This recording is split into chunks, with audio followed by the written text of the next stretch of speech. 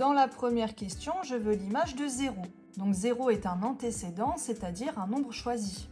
Il suffit d'appliquer le programme de calcul au nombre 0. 0 plus 5 égale 5 et 5 fois 2 égale 10. Donc 10 est l'image de 0 par la fonction f. Dans la question 2, je veux l'antécédent de 18. Donc 18 est le résultat du programme de calcul, c'est-à-dire l'image.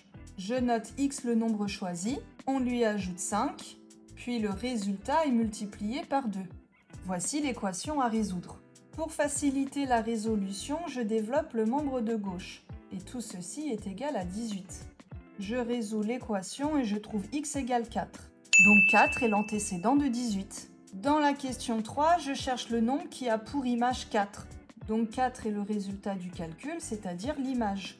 On a vu à la question précédente que le membre de gauche est égal à 2x plus 10. Je résous l'équation et j'obtiens x égale moins 3.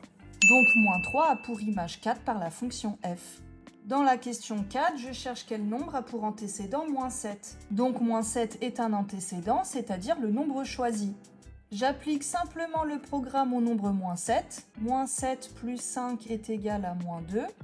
Et moins 2 fois 2 est égal à moins 4. Donc moins 4 a pour antécédent moins 7 par la fonction f.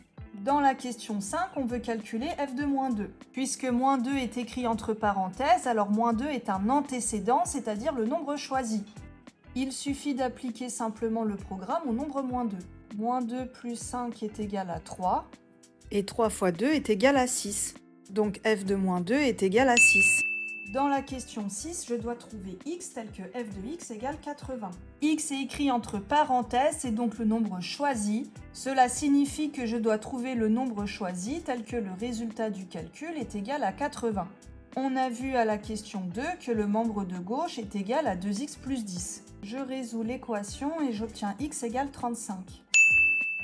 Dernière question, je dois déterminer l'expression algébrique de la fonction f. Eh bien, nous l'avons déjà fait à la question 2. Il y a deux écritures possibles. Au nombre choisi, j'ajoute 5 et le tout est multiplié par 2. Mais je peux également donner le résultat sous forme développée de x plus 10.